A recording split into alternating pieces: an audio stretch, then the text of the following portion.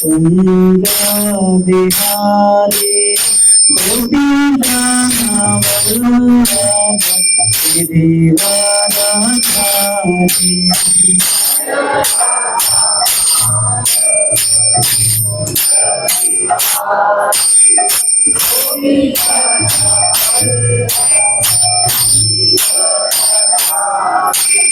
जय राधा माधव कुंज बिहारी गोपीनाथ वल्लभ गिरिवरधारी।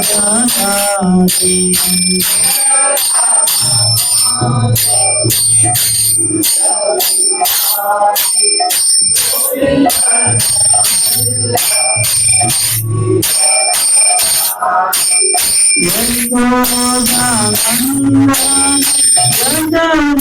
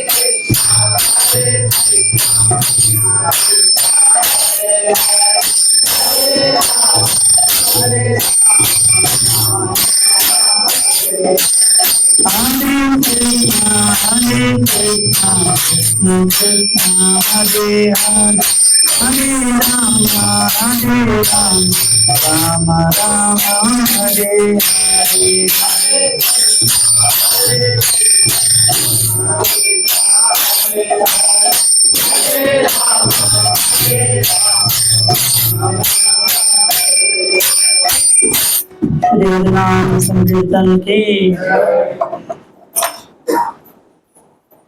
ओम नमो भगवते वासुदेवाय।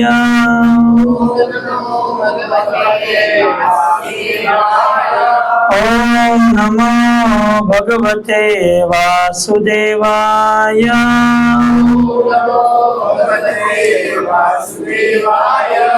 ओम नमो भगवते वासुदेवाय।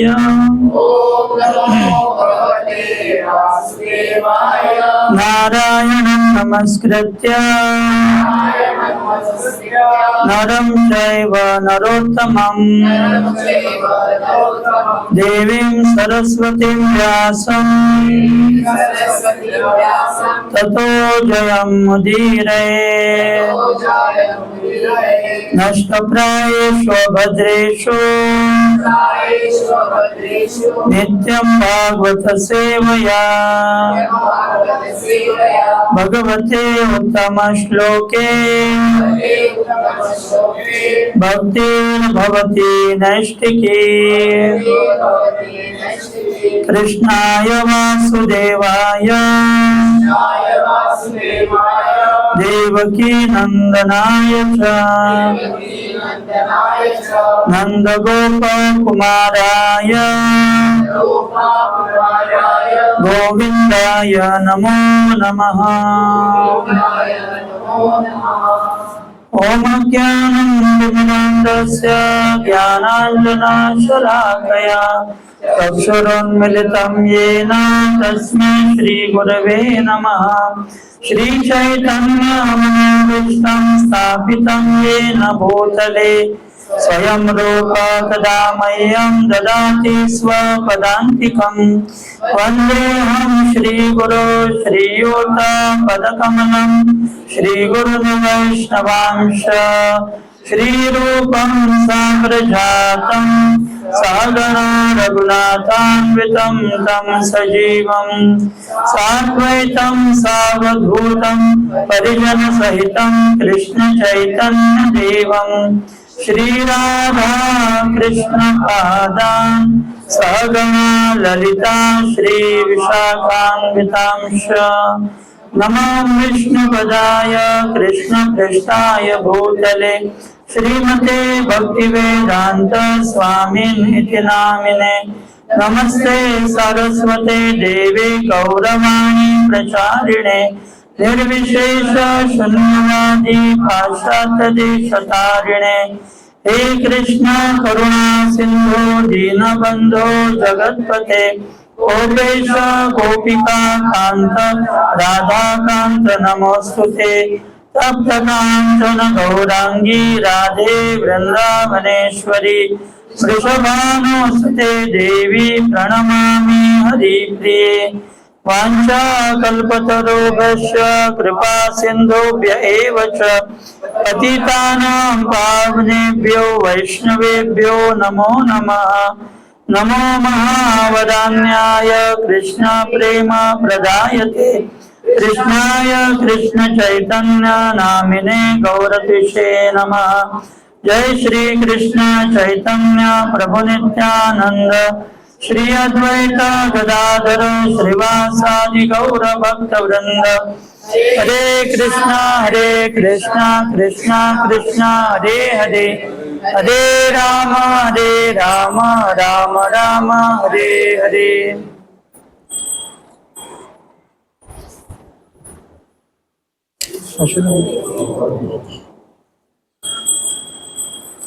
मुखं करोति वाचालं पङ्गुं लङ्घयति वन्दे श्रीगुरुं दीनकारणं परमानन्दमाधवं श्रीचैतन्येश्वरं यदपादपल्लवेगं निधाय वन्दे समे सगणागराज विघ्नान्यन्तमुलमस्य जगत्त्रयस्य गोविन्दमादिपुरुषं तमहं भजामि। गुरुवे गौरचन्द्राय राधिकाय तदालय कृष्णाय कृष्णभक्ताय तदभक्ताय नमो नमः।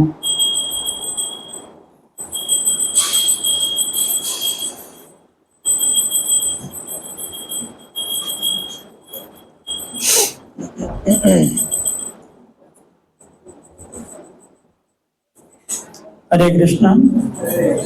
आप सभी का स्वागत है इस रविवार के दोपहर के सत्संग कार्यक्रम में।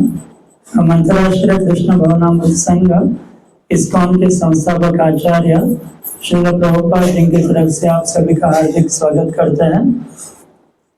तो आज हमारा विषय है प्रहलाद महाराज की जो स्तुति है नरसिंह भगवान के चरणों में।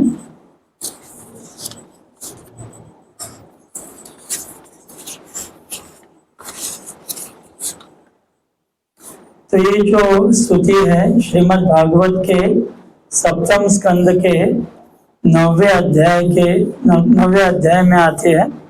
इसका शीर्षक है प्रहलाद कृत भगवत स्तव, यानी प्रहलाद महाराज के द्वारा भगवान नरसिंह की स्तुति। तो इस स्तुति में हम एक श्लोक लेंगे।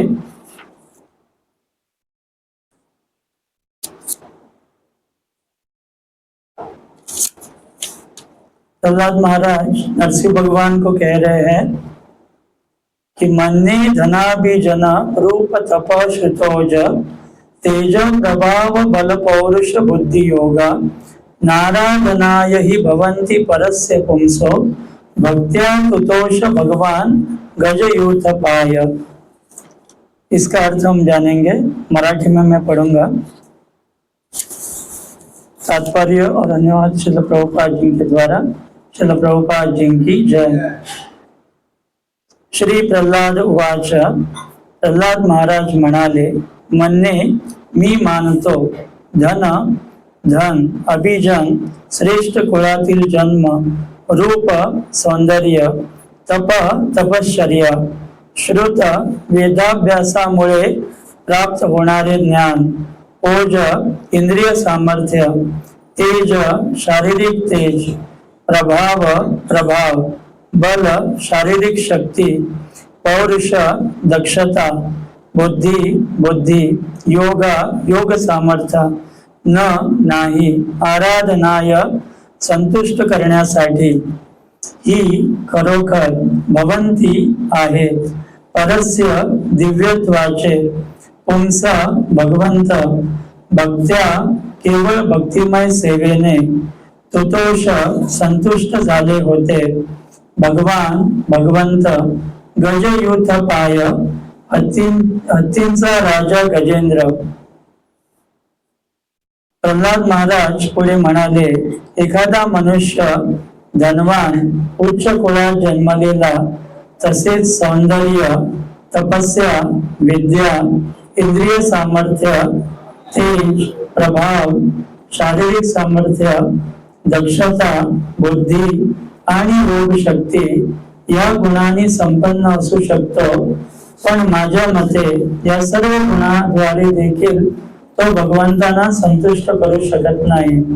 तथापि मनुष्य केवळ भक्तिमय सेवेने त्यांना संतुष्ट करू शकतो। गजेंद्राने अशी भक्ती सेवा केल्यामुळेच भगवंत त्यांच्यावर संतुष्ट झाले। तात्पर्य, कोणत्याही प्रकारची भौतिक गुणवत्ता म्हणजे भगवंतांना प्रसन्न करण्याचे साधन ठरू शकत नाही। भगवद्गीतेत म्हटल्याप्रमाणे मनुष्य केवळ भक्तिमय सेवेनेच भगवंतांना जाणू शकतो। भक्त्या माम अभिजानाति। भगवंत जोपर्यंत भक्ताच्या सेवेने संतुष्ट होत नाहीत तोपर्यंत ते स्वतःचे स्वरूप भक्ताला प्रकट करीत नाहीत। नाहम प्रकाश सर्वस्य योग माया समावृत। हे सर्व शास्त्रांचे अंतिम मत आहे। मनुष्य तर्काद्वारे किंवा भौतिक गुणाद्वारेही भगवंतांना जाणू शकत नाही अथवा त्यांच्याकडे जाऊ शकत नाही।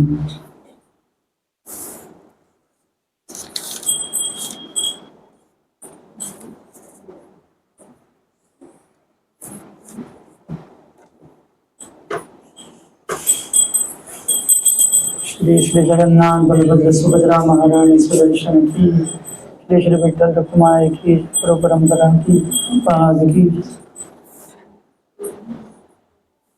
जय।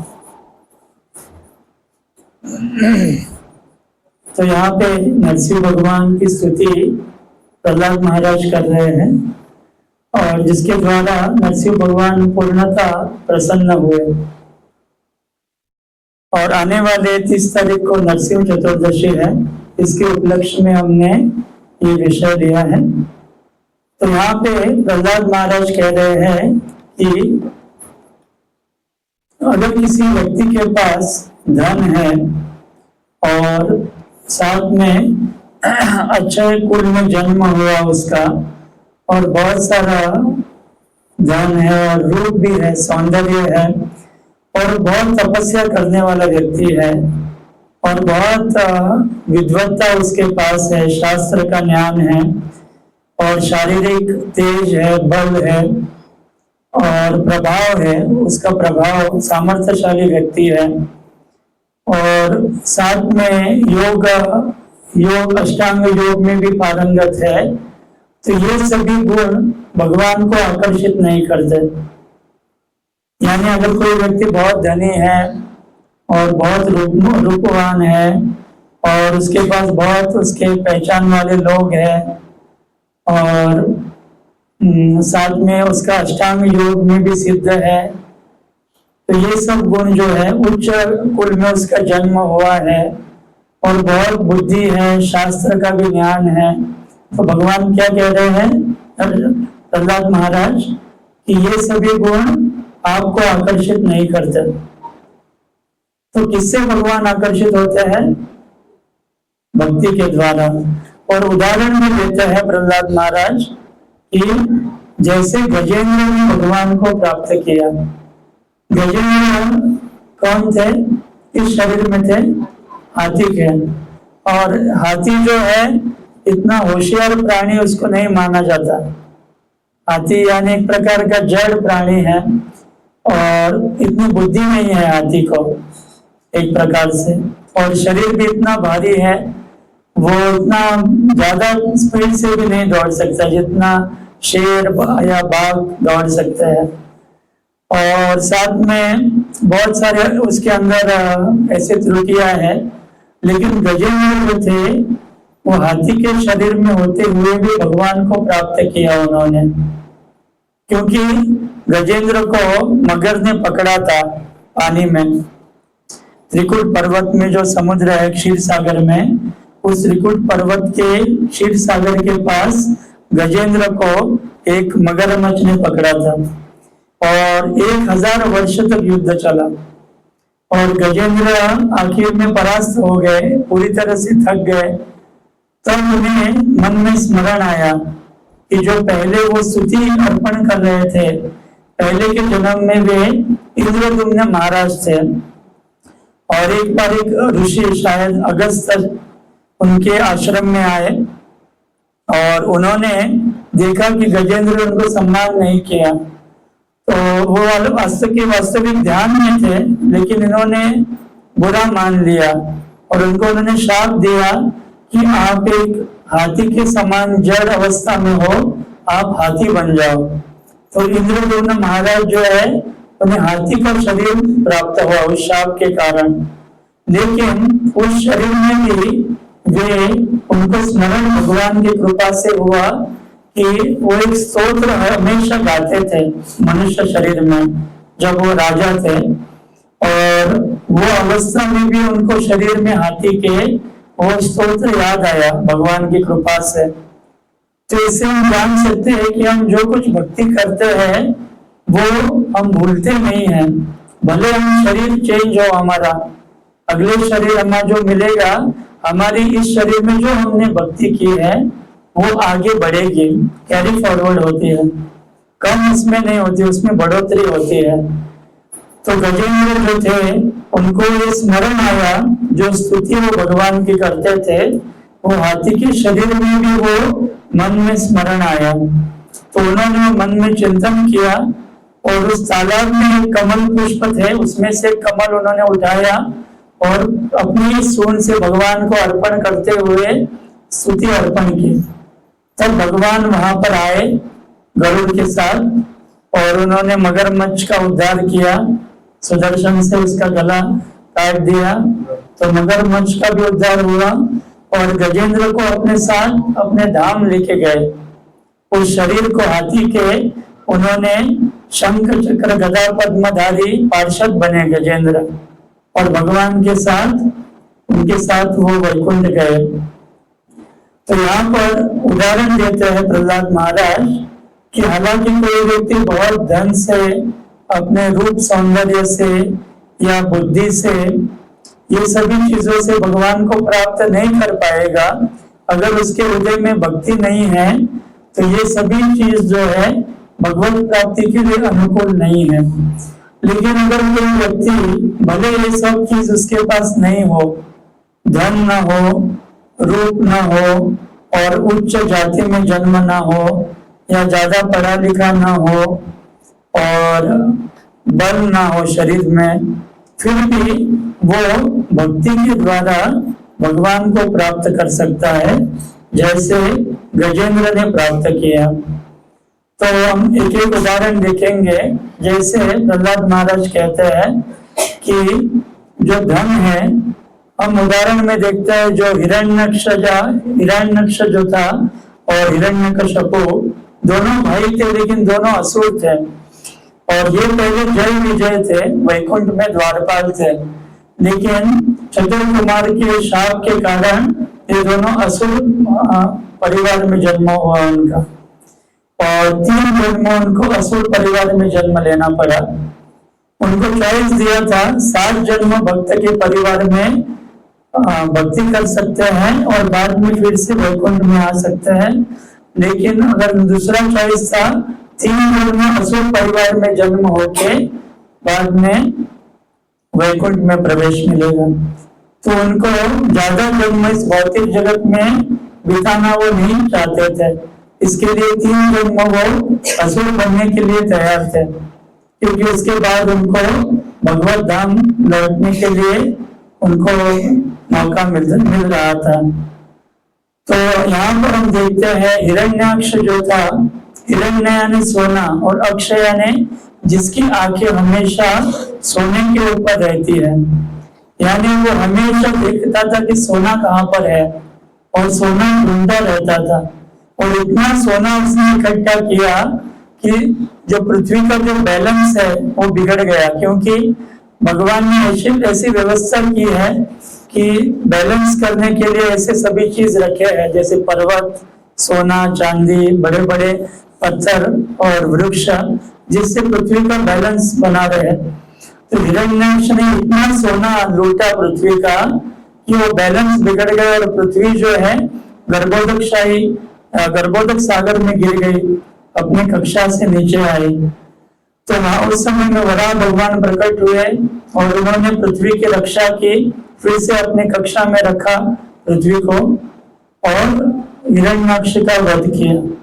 और हिरण्यकशिपु भी जो था उसको भी बहुत धन के पीछे वो था और इंद्रिय तृप्ति में वो लगा था, लेकिन इससे वो भगवान को प्राप्त नहीं कर पाया, यानी भगवान को उसने प्रसन्न नहीं किया। वो हिरण्याक्ष उन्होंने केवल धन का अर्जन किया, लेकिन भक्ति का अर्जन उन्होंने नहीं कर पाए। लेकिन उसके दूसरा उदाहरण हम देखते हैं प्रहलाद महाराज, उन्होंने आसानी से भगवान को प्राप्त किया। प्रहलाद 5 वर्ष के बालक थे, लेकिन उन्होंने भगवान को पूर्ण संतुष्ट किया। और उसी प्रकार से हम देखते हैं अनेक भक्तों ने, जैसे सुदामा है, सुदामा के पास कुछ अधिक धन नहीं था और जब द्वारकाधीश को मिलने जा रहे थे तो उन्होंने 4 घर से पोहा लेके गए, तो वो पोहा भगवान ने खाया और सुदामा का जो पोहा छीन के खाया। सुदामा देना नहीं चाहते थे, क्योंकि इतना ऐश्वर्य देखा उन्होंने भगवान का धाम का, इतने महल थे, इतना ऐश्वर्य था। सुदामा सोचने लगे अभी मेरे मित्र को पोहा कैसे मैं खिलाऊं, लेकिन भगवान ने जबरदस्ती उसे खींच के उनका हाथ खींचा, वो पोटली जमीन में गिर गए, वो निकाल के उन्होंने वो पोहा खाया। और ऐसा पोहा खाया, एक पूरा हाथ में कवल खा लिया, दूसरा खाने वाले थे, तब तक रुक्मिणी देवी ने रुकाया। उन्होंने कहने लगे कि आप अगर ये खाएंगे तो आपके मसूड़े छिल जाएंगे और हम स्वयं जो है वो बिक जाएंगे सुदामा के लिए, क्योंकि सुदामा ने आपको खरीद लिया तो हम भी उनके दासी बन जाएंगे। तो आप ऐसा मत कीजिए, आप अभी एक आपने खाया बस है, बाकी थोड़ा हमें भी रखिए। तो यहाँ पर सुदामा ने भगवान को संतुष्ट किया।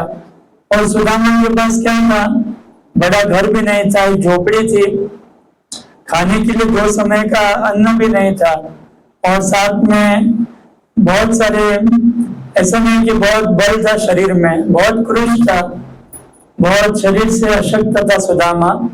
उसकी पत्नी भी, बच्चे ऐसे रहते थे, कभी कभी उनको खाना भी नहीं मिलता था, लेकिन उन्होंने अपनी भक्ति के द्वारा भगवान को प्रसन्न किया। तो ये जो धन है, व्यक्ति अगर केवल धन कमाए लेकिन भगवान की सेवा में अगर वो धन नहीं लगाए तो वो धन का कुछ काम नहीं है, तो सब इधर ही छोड़ के जाना है वो सब धन को। तो ये समाज में यही प्रचलित धारणा है कि जिसके पास ज्यादा धन है वो व्यक्ति अधिक सुखी है। ये बहुत गलत धारणा व्यक्ति के अंदर है। ऐसा अगर होता तो सबसे अमीर व्यक्ति सबसे सुखी होना चाहिए उससे, लेकिन वो रात को सोने के जो स्लीपिंग पिल्स लेके सोता है, उसको नींद नहीं आती। उसको लगता है कि मेरा धन जो है कोई चुरा लेगा, कोई चोर आके चुराएगा, या इनकम टैक्स की रेड पड़ेगी, कुछ भी हो जाएगा, ये सोच के उसको नींद नहीं आती। इसका अर्थ है ये जो धन है अगर हम इसे अच्छी तरह से इस्तेमाल नहीं करेंगे तो ये धन ही हमारा दुख का कारण बन सकता है। तो धन जो है भक्ति में अगर हम लगाएंगे भगवान की सेवा में, तो हम वास्तविक उस धन से भगवान को संतुष्ट कर सकते हैं और हमारा भी धन शुद्ध हो सकता है। और ये जो पहला है कारण धन दिया है, धन जो है भक्ति से लगाने से व्यक्ति भगवान को संतुष्ट कर सकता है। और दूसरा है अभिजन, यानी उच्च परिवार में जन्म। तो हम देखते हैं दुर्योधन जो था वो उच्च परिवार में उसका जन्म हुआ था और उसने एक बार श्री कृष्ण को बुलाया खाने के लिए और बहुत सारे पकवान रखे, लेकिन भगवान ने एक भी पकवान नहीं चखा।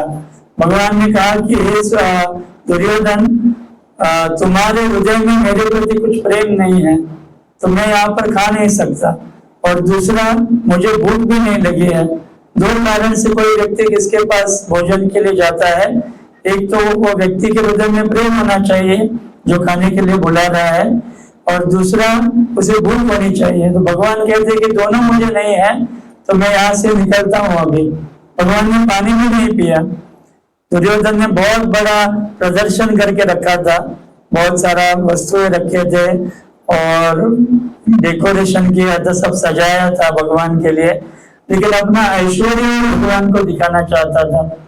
भगवान सर्व ऐश्वर्यमय है, अनंत ब्रह्मांड के मालिक भगवान है, उनको कौन क्या ऐश्वर्य दिखा सकता है।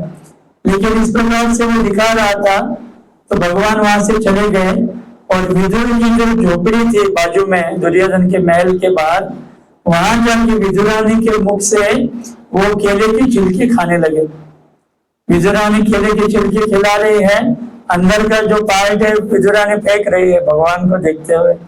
भगवान को देख के भूल गए सब कुछ, और सब जो छिलके हैं भगवान खा रहे हैं और केला बाहर फेंक रही है डस्टबिन में। तो विदुर ने देखा, बहुत डांटा उनको। भगवान कहने लगे कि इससे अधिक स्वादिष्ट मैंने कुछ खाया ही नहीं था इससे पहले, तो ये मुझे बहुत अच्छा लगा, ऐसा मैंने कहीं पर भी चखा नहीं है।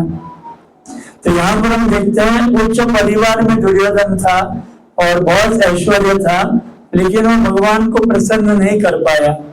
लेकिन विदुर जो थे, विदुरानी, उनके पास कुछ ऐश्वर्य नहीं था, लेकिन केले के छिलके भगवान को खिला के उन्होंने भगवान को संतुष्ट किया। तो इसी प्रकार से हमारा जो उच्च परिवार है, अगर हम भगवान के भक्त नहीं बनते तो वो उच्च परिवार कुछ काम का नहीं है। और उसके विपरीत अगर कोई व्यक्ति चांडाल के परिवार में भी जन्म हुआ है, शास्त्र ऐसा कहते हैं, चांडाल यानी जो परिवार जिसमें कुत्ते का मांस पकाते हैं और वो व्यक्ति कुत्ते का मांस खाते हैं, उसको चांडाल कहते हैं।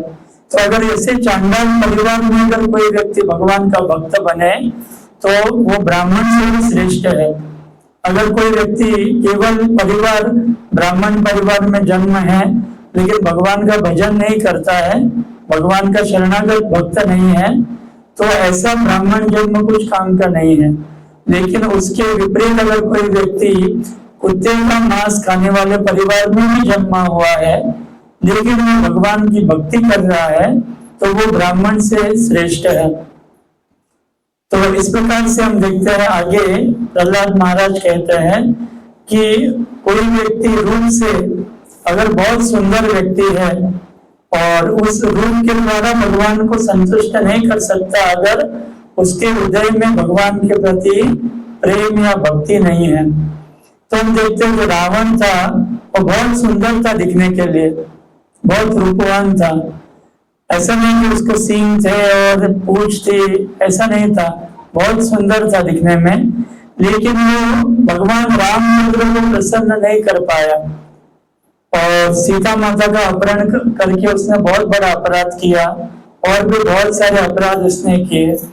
लेकिन उसके दूसरी तरफ हम देखते हैं जो जटायु थे वो मनुष्य के शरीर में भी नहीं थे, वो गिद्ध के शरीर में थे और गिद्ध जो है वो मरे हुए लाशों का मांस खाते हैं जिसको वल्चर कहते हैं हम।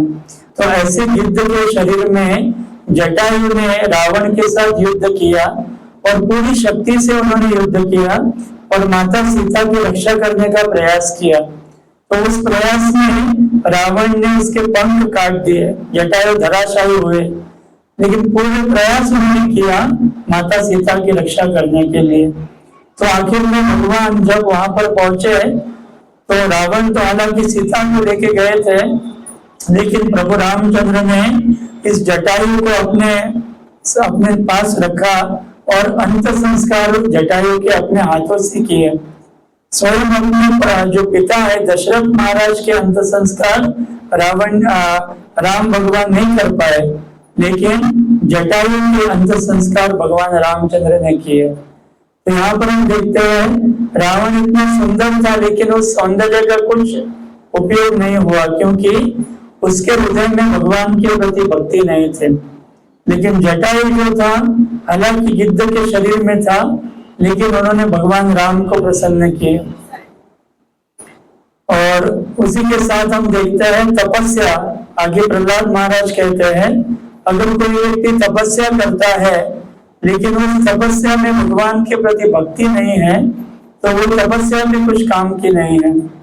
ऐसे कोई कभी कभी लोग हम देखते हैं हिमालय में जाते हैं, वहां पर ठंडी में तपस्या करते हैं और कभी कभी भोजन के बिना रहते हैं और अग्नि में बैठते हैं, धूप में बाजू में अग्नि प्रज्वलित करके बीच में बैठते हैं और कभी हाथ ऊपर करके एक पांव पर खड़े रहते हैं। ऐसे बहुत सारे नागा बाबा या बहुत कोई रहते हैं, तो ऐसे कुंभ के मेले में उनका दर्शन होता है। लेकिन ऐसे लोग भी अगर भगवान की भक्ति नहीं करे तो वो सब तपस्या कुछ काम के नहीं है। तो हम देखते हैं सौबरी मुनि नाम के एक मुनि थे जो मथुरा में यमुना के जल में तपस्या करते थे और उन्होंने गरुड़ जी के प्रति अपराध किया और उन्होंने गरुड़ जी को कहा कि आप यमुना के जल में मत आओ, क्योंकि गरुड़ जो थे वहां पर एक मछली को खाने के लिए आए थे। तो गरुड़ जो थे वो बहुत उच्च स्थिति उनकी है, वो महान वैष्णव है और भगवान की विभूति है और उन्होंने अगर मछली खाएंगे तो मछली भगवान के धाम जाती है, शंख चक्र गदा पद्म धारण करके उनको भगवान का पार्षदत्व प्राप्त होता है। लेकिन ये गरुड़ जी मछली खा रहे, इसका अर्थ हमें कंसेशन नहीं है, हमें मछली मांस नहीं खाना चाहिए, क्योंकि ये जो है मछली मांस खाने से हम नरक में जाएंगे। हम मछली का तो उद्धार नहीं कर सकते लेकिन हमें नरक जाना पड़ेगा। लेकिन गरुड़ जी जो थे वो जो ऐसे खाएंगे वो सब भगवान के धाम गए, जो मछली जितने उन्होंने खाए। तो ऐसे बड़े लोगों का अनुकरण हमें नहीं करना है।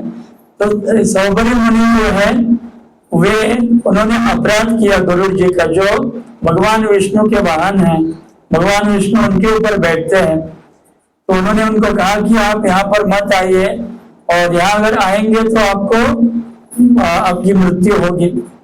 तो हालांकि गरुड़ दूसरा शाप दे सकते थे उनको, प्रतिशाप, लेकिन उन्होंने ऐसा नहीं किया।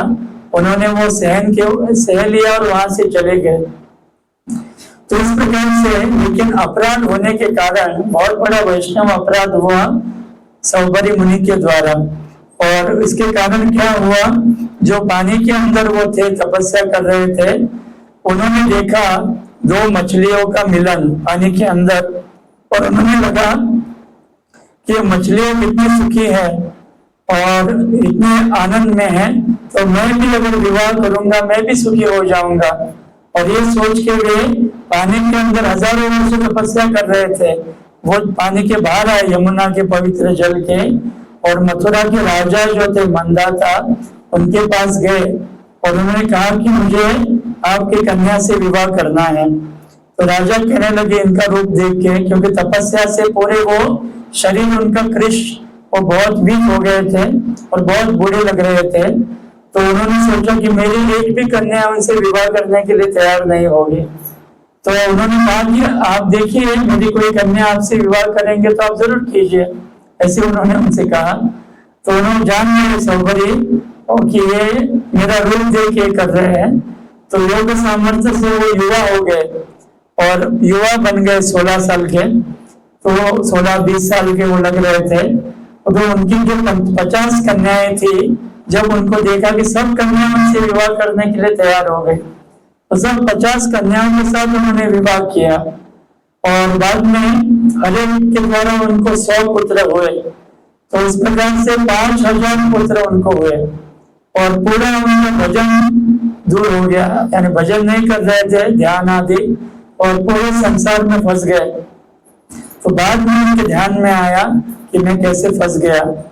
तो बाद में वो वन में चले गए और उनकी पत्नी भी उनके साथ गई।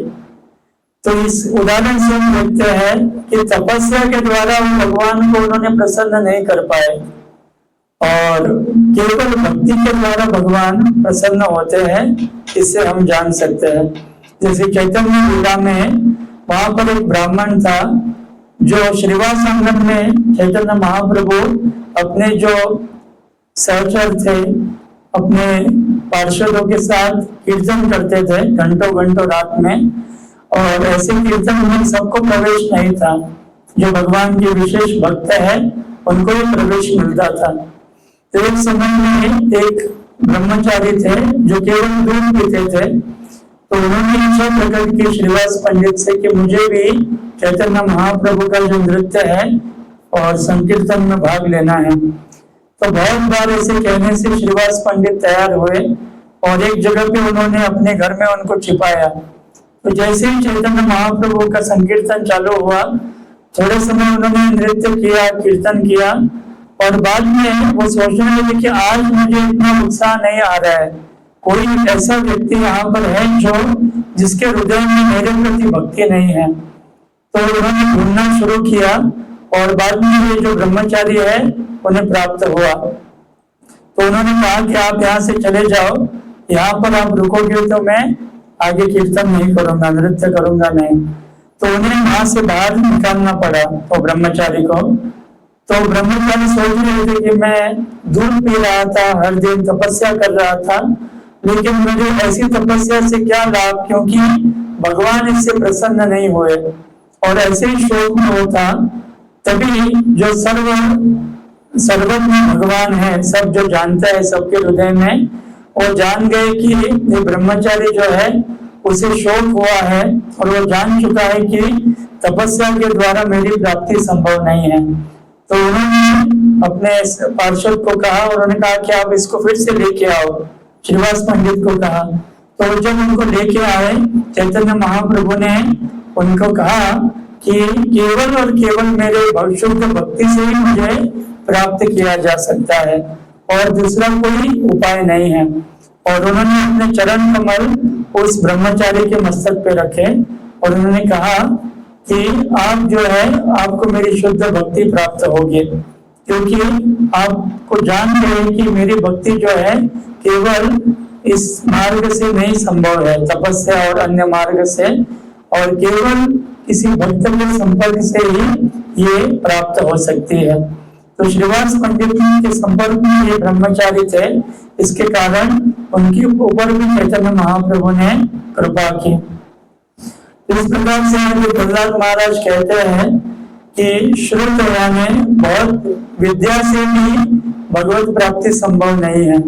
अगर कोई व्यक्ति बहुत पढ़ा लिखा है, भौतिक विद्या भी अगर कोई व्यक्ति बहुत डिग्री लेता है और बहुत सारा उच्च शिक्षा प्राप्त करता है, लेकिन हृदय में भगवान के प्रति भक्ति नहीं है तो भगवान सुलभ प्राप्त नहीं होंगे। उसी प्रकार से भगवान को वह संतुष्ट भी नहीं कर पाएगा। और दूसरा यानी अगर कोई व्यक्ति बहुत शास्त्र का अध्ययन करे, जैसे काशी में हम देखते हैं, वाराणसी में ऐसे अनेक विद्वान हैं जिनको वेदों का ज्ञान है, पूरा वेद जानते हैं, अनेक श्लोक उनको कंठस्थ है, लेकिन हृदय में अगर भगवान के प्रति, श्री कृष्ण के प्रति भक्ति नहीं है तो उनका ये सब ज्ञान जो है वो सब विफल है, उसका कोई वैल्यू नहीं है। और ऐसे भगवान कहते हैं कि ऐसा जो ज्ञान है जो बिना भक्ति का है उनको प्रसन्न नहीं कर सकता। और इसके विपरीत हम देखते हैं चैतन्य लीला में एक ब्राह्मण थे जो अशिक्षित थे, वो पढ़े लिखे नहीं थे, लेकिन प्रतिदिन वो गीता खोल के बैठते थे। और जब दक्षिण भारत में यात्रा में गए चैतन्य महाप्रभु, तो उन्होंने देखा कि ऐसे ब्राह्मण बैठे हैं और बाकी जो ब्राह्मण उनकी मजाक उड़ाते हैं कि इसको कुछ ज्ञान नहीं है, संस्कृत भी जानते नहीं है और गीता खोल के बैठते हैं। और जब वो गीता पढ़ते थे उनके आंखों से अश्रु आते थे, जो अनपढ़ ब्राह्मण थे वे। तो चैतन्य महाप्रभु ने उनको पूछा कि आपको इससे क्या आनंद मिलता है, कैसे आपको ये भाव उत्पन्न होता है जब आप गीता पढ़ते हैं। तो ब्राह्मण कहने लगे कि मेरे गुरु ने कहा है कि गीता आप अध्ययन करो, अगर आपको पढ़ना भी नहीं आता तो भी कम से कम खोल के इसको देखो। और वो ब्राह्मण कहते हैं भगवान से कि मैं जब गीता खोलता हूँ, मैं देखता हूँ, सोचता हूँ मन में कि कैसे कृष्ण जो है उन्होंने अर्जुन का पूरा सहयोग किया और अर्जुन का पूरा सारथ्य किया उसके रथ का, और उन्होंने हर अवस्था में अर्जुन और पांडवों की रक्षा की। और जब मैं श्री कृष्ण का ध्यान करता हूँ कि अर्जुन के रथ का जो चाबुक है भगवान ने अपने हाथ में रखा है, एक प्रकार से अर्जुन के जीवन की दौड़ भगवान के हाथ में ली है, तो ये दृश्य मेरे मन में जब मैं स्मरण करता हूँ तो वो सोचते ही मेरे आंखों से अश्रु आते हैं। तो ये जब चैतन्य महाप्रभु ने सुना तो वो उन्होंने आलिंगन दिया उस ब्राह्मण को और कहने लगे कि आपने वास्तविक गीता का मर्म समझा है। और बहुत प्रसन्न हुए चैतन्य महाप्रभु इस ब्राह्मण के भाव से। तो यहाँ पर हम देखते हैं बहुत सारे पंडित हैं जो बहुत शास्त्र का ज्ञान उनके पास है, लेकिन वो भगवान को संतुष्ट नहीं कर सकते क्योंकि उनके हृदय में भगवान के प्रति भक्ति नहीं है। लेकिन यहाँ पर हम देखते हैं जो अनपढ़ ब्राह्मण है वो केवल गीता उनको पढ़ने नहीं आती, केवल खोल के बैठते हैं और वो एक ही लीला का स्मरण करते हैं, कैसे श्री कृष्ण ने अर्जुन का रथ का सारथ्य किया और कैसे अर्जुन और सभी पांडवों की रक्षा की। तो ये केवल स्मरण जब वो ब्राह्मण करते हैं उनको भाव उत्पन्न होता है, ये भाव से भगवान प्रसन्न हुए। तो ये जो शिक्षा है, हमारी शिक्षा भी अगर भौतिक दृष्टि से कम है लेकिन हम भगवान की भक्ति कर रहे हैं तो भगवान को अति प्रिय है। लेकिन हम बहुत पढ़े लिखे हैं लेकिन रंग मात्र में भी भगवान के प्रति भक्ति हृदय में नहीं है तो वो भगवान को आकर्षित नहीं कर सकते। आगे प्रहलाद महाराज कहते हैं कि जो इंद्रिय बल है, जो शारीरिक बल, ये शारीरिक बल अगर भक्ति की सेवा में नहीं लगाते हैं तो ऐसा बल भगवान को संतुष्ट नहीं करता। उदाहरण हम देखते हैं कि दुशासन जो था वो वस्त्र हरण करने के लिए द्रौपदी का सभा में उसने प्रयास किया। तो द्रौपदी जो थी अबला नारी थी और वो भी हार चुकी थी जुए में, और युधिष्ठिर महाराज और सभी पांडव जो थे वो सब हार चुके थे, स्वयं को द्रौपदी को भी, सब राज्य भी हार चुके थे। तब द्रौपदी ने देखा पांडवों की तरफ तो पांडव कुछ रक्षा नहीं कर पाए, सबने अपनी गर्दन झुकाई। और भीष्म देव के पास देखा तो भीष्म देव भी कुछ नहीं कर पाए क्योंकि वे कौरव का अन्न खाते थे। और द्रोणाचार्य उनके गुरु जो थे वे भी कौरव के कौरवों के साथ रहते थे वो भी कर नहीं पाएगा कुछ। तब उनको स्मरण आया, उनके गुरु ने कहा था कि हे पुत्री, जब संकट में आप पड़ोगी तो श्री कृष्ण को पुकारना, वो अवश्य आपकी रक्षा करेंगे। तब द्रौपदी ने भगवान का स्मरण किया, दोनों हाथ ऊपर ऊपर उठा के, हे गोविंद द्वारका वासी, मेरी लाज बचाओ, ये सोच ऐसे बोल के उन्होंने कृष्ण को पुकारा। और कृष्ण द्वारका से वहां पे हस्तिनापुर में आए और वस्त्र के रूप में आके उन्होंने इतना वस्त्र के रूप में बने कि दुशासन खींचते खींचते थक गया, वहीं पे बेहोश होकर गिर गया और द्रौपदी की लाश भगवान ने बचाई।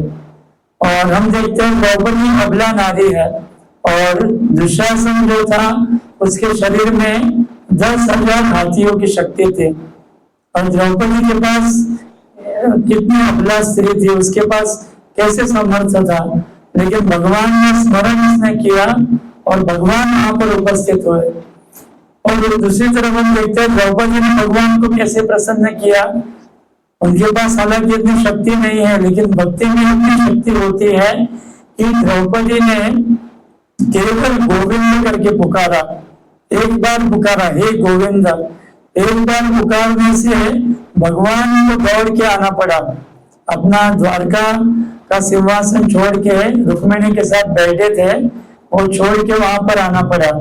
और बाद में ऐसा नहीं कि उसमें से उतराए हुए इतने बुरी हो गए, भगवान बाद में से एक बार बैठे थे, शोक में थे, रुक्मिणी देवी पूछ रहे, स्वामी आप शोक में क्यों हो? तो भगवान कहने लगे, मैं शोक में इसके लिए हूँ कि एक बार द्रौपदी ने गोविंद पुकारा है तो इतना ऋण मेरे ऊपर चढ़ा है कि वो ऋण से मैं कैसे बाहर आऊं, वो सोचने में मैं दुखी हो रहा हूँ। तो इस प्रकार से द्रौपदी हालांकि शरीर से अबला थी, लेकिन उसके पास इतना भक्ति का बल था कि भगवान का नाम उच्चारण से भगवान को द्वारका से भागते हुए आना पड़ा। तो इस प्रकार से ये बल जो है, अगर भक्ति इस बल में नहीं है तो वो भगवान को प्रसन्न नहीं कर सकते। उसी के साथ हम देखते हैं प्रभाव, यानी कंस जैसे व्यक्ति जो बहुत प्रभावशाली था और उसने अनेक असुरों को जीता था और अपना सेवक बनाया था और समय समय पे तो असुरों को भेजता था मथुरा में, मथुरा से वृंदावन में, लेकिन भगवान ने सब असुरों को मार दिया, सबका उद्धार किया। और कंस जो था भगवान को अपनी भक्ति से प्रसन्न नहीं कर पाया, क्योंकि कंस के हृदय में कोई भक्ति नहीं थी भगवान के प्रति।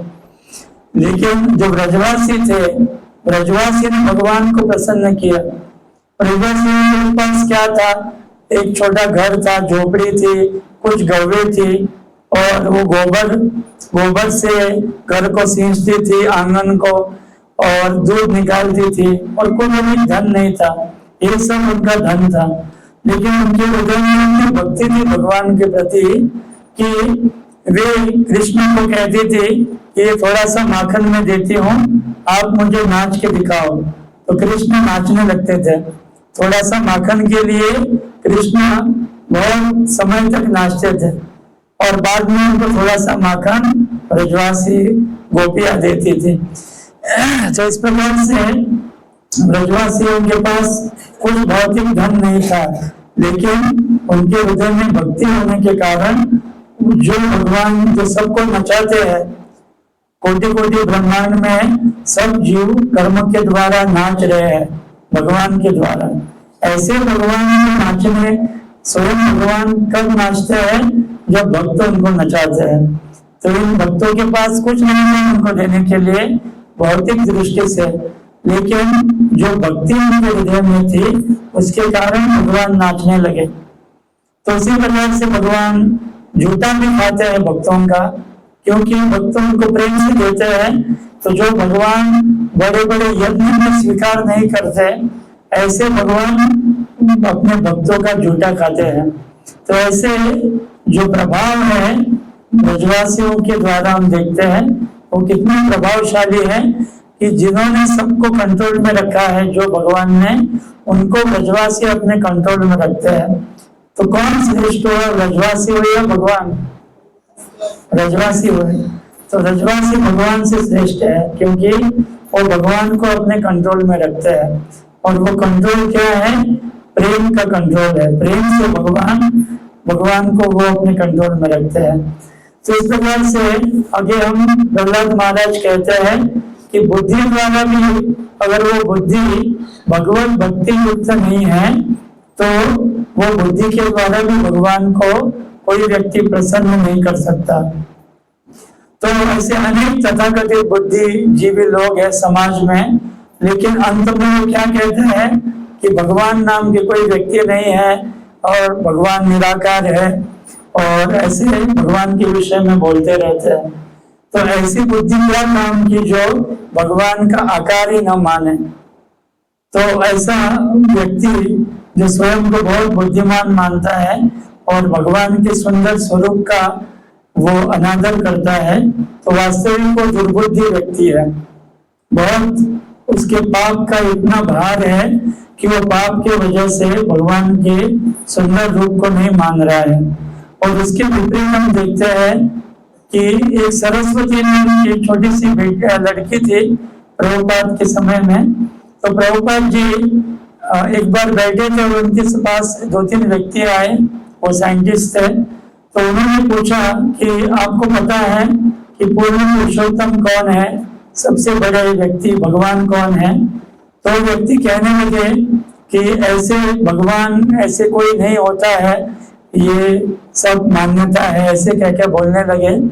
तब प्रभुपाद उस सरस्वती को कहते हैं कुकी दिया, उन्होंने बिस्किट दिया उनको, छोटी बालिका थी वो, और उसको पूछा कि सरस्वती कौन भगवान है, आप बोलिए। तो सरस्वती कहने लगे श्री कृष्ण पूर्ण पुरुषोत्तम भगवान है। तो प्रभुपाद जी ने उनको और एक कुकी दिया और वहां से भेज दिया और कहने लगे देखो एक छोटी सी बालिका है 4-5 साल की, उसे भगवान कौन है वो जानती है, और आप ये विद्वत्ता क्या काम क्यों, क्योंकि इस बुद्धि से आप भगवान को नहीं जान पा रहे हैं। तो इस प्रकार से अगर कोई व्यक्ति तथाकथित उसकी बुद्धि है लेकिन वो भगवान के प्रति शरणागत नहीं है और भगवान का अस्तित्व नहीं मानता, तो ऐसी बुद्धि कुछ काम की नहीं है। और आगे प्रहलाद महाराज कहते हैं कि योग यानी अष्टांग योग, अगर कोई व्यक्ति योग सिद्धि में पारंगत है तो ऐसे योग धारणा भी जो है भगवत प्राप्ति के लिए अनुकूल नहीं है। जैसे प्रभुपाद के समय में एक व्यक्ति एक योगी था और उन्होंने क्या किया, प्रभुपाद जी के कान के पीछे से उन्होंने खजूर निकाला और कॉइन भी निकाला, और वो उन्होंने खजूर जो निकाला था उन्होंने कहा कि मैं अरब से लेके आया हूँ। हालांकि प्रभुपाद जी के साथ ही बैठा था, लेकिन अपने योग सामर्थ्य से उन्होंने अरब देश से खजूर लेके सामने रखा। तो प्रभुपाद जी ने क्या कहा, ये तुम्हारी जो योग सिद्धि है तुमको जन्म मृत्यु के चक्र से बचाएगी क्या? तो वो कहने लगा नहीं, क्योंकि मैं भी एक दिन मरने वाला हूँ। तो प्रभुपाद जी ने कहा कि ऐसी योग सिद्धि क्या काम के, लेकिन मेरे पास ऐसी सिद्धि है कि मेरे जो सब शिष्य है इनको मैं जन्म मृत्यु के चक्र से मुक्त कर सकता हूँ। तो ऐसे प्रभुपाद जी ने उनको कहा कि तुम्हारी जो जादू दिखा रहे हो ये किस काम की, क्योंकि इससे क्या होगा तुम स्वयं का भी उद्धार नहीं कर पाओगे। लेकिन प्रभुपाद जी ने ऐसा सामर्थ्य दिखाया कि उनके द्वारा जो शिक्षाएं है, जो भक्ति का मार्ग है, उस पर चल के व्यक्ति जन्म मृत्यु के चक्र से छूट के भगवान के नित्य धाम में प्रवेश कर पाएगा, और भगवान के धाम में लाखों करोड़ों जीव प्राप्त होंगे प्रभुपाद जी की असीम कृपा से। तो इस प्रकार से अगर कोई व्यक्ति बहुत बड़ा योगी है लेकिन उसके हृदय में भगवान के प्रति कोई प्रेम नहीं है, कोई भक्ति नहीं है, तो ऐसे योग साधना कुछ काम की नहीं है। लेकिन उसके विपरीत अगर कोई व्यक्ति भगवान का भक्त है तो भगवान गीता में कहते हैं योगिनाम अपि सर्वेषां मद्गतेर अंतरात्मना श्रद्धावान भजते यो मां समे युक्त तमो मतः, कि वो व्यक्ति सर्वश्रेष्ठ योगी है जो श्रद्धा से मेरी भक्ति करता है। ये स्वयं भगवान कहते हैं, भगवान कृष्ण गीता में कहते हैं कि ये मेरा मत है कि वो सबसे बड़ा योगी है जो श्रद्धा से मेरी भक्ति में लगा है। और भगवान गीता में बहुत जगह पे कहते हैं, भक्त्यानाम अभिजानाति यावान यशास्मि तत्वता।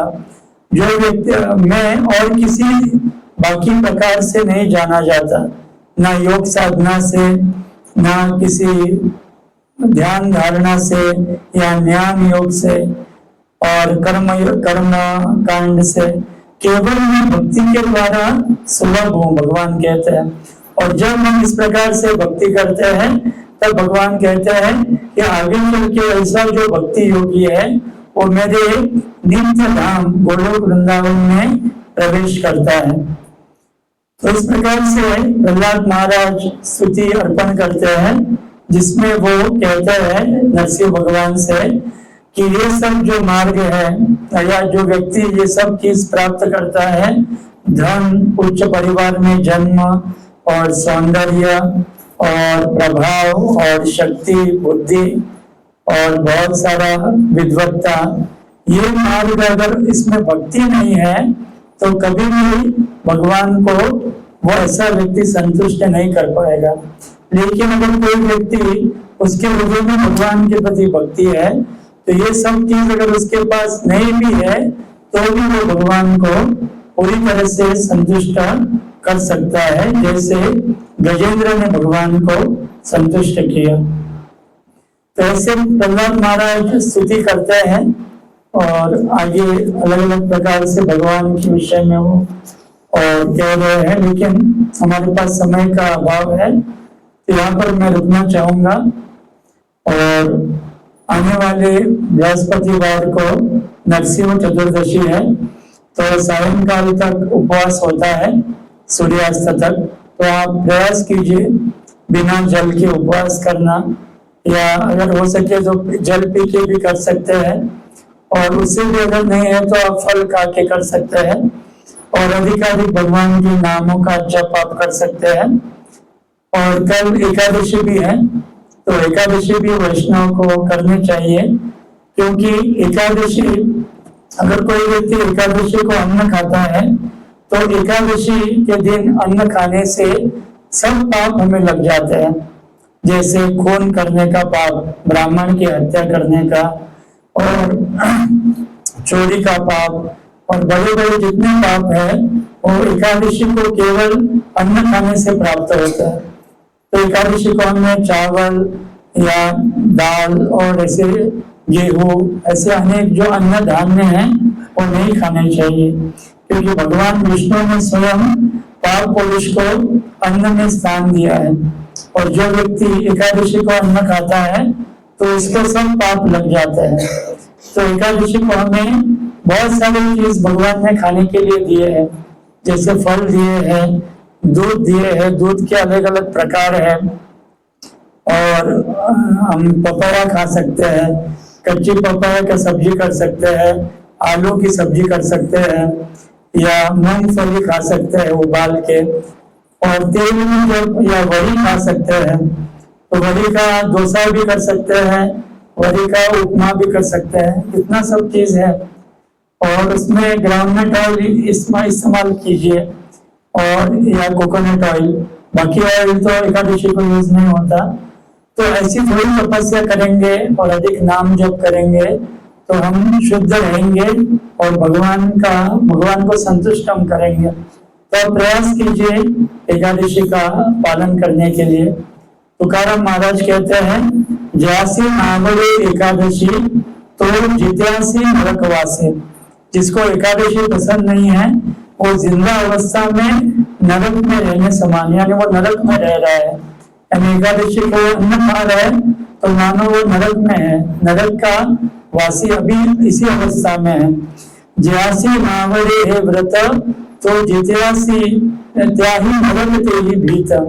यानी जिसको एकादशी पसंद नहीं है उसको नरक भी डरते हैं, यानी इतने सारे नरक है, वो सब सोचने लगते हैं कि ये ऐसा व्यक्ति जिसने एकादशी नहीं की है मरने के बाद हमारे पास आएगा, तो वो भी डरने लगते हैं कि इसको हम कैसे रखें हमारे पास, क्योंकि वो ऐसा इतना पापी है। एकादशी नहीं करने के कारण उसने इतना पाप चढ़ा के रखा है कि नरक भी सोचने लगते हैं कि इसको अभी कैसे शुद्ध किया जाए। तो हमें एकादशी को करना चाहिए। आगे बहुत कुछ कहते हैं, तुकाराम महाराज ये भी कहते हैं, एकादशी अन्नपान श्वान विष्टे समान, कि जो व्यक्ति एकादशी को अन्न खाता है मानो वो कुत्ते की विष्ठा खाने के समान है। इतना पाप है, देखिए वो कोई व्यक्ति देखना भी नहीं चाहेगा कुत्ते की विष्ठा। तो एकादशी को अगर अन्न खा रहे तो वो कुत्ते की विष्ठा खाने के समान है, तुकाराम महाराज कहते हैं।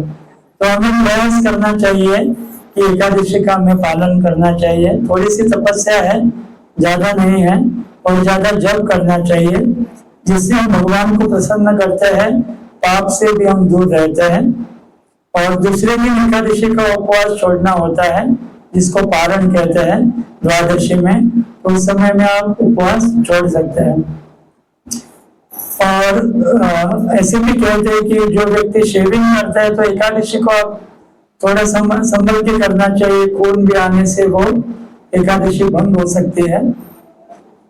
लेकिन ये जो नियम है माताओं के लिए लागू नहीं है, क्योंकि उनको जो रजो दर्शन का समय है उसमें एकादशी आप कर सकते हैं, उसके कारण एकादशी भंग नहीं होते। तो आप प्रयास कीजिए एकादशी का पालन करने के लिए, जिससे भगवान प्रसन्न होते हैं। तो आपका बहुत बहुत धन्यवाद, आप यहाँ पर उपस्थित हुए और शांति से आपने श्रवण किया। हरे कृष्ण। ग्रंथराज श्रीमद् भागवतम की जय, श्रील प्रभुपाद की जय, भगवान नरसिंहदेव की जय, प्रहलाद महाराज की जय, अनंत कोटि वैष्णव वृंद की जय।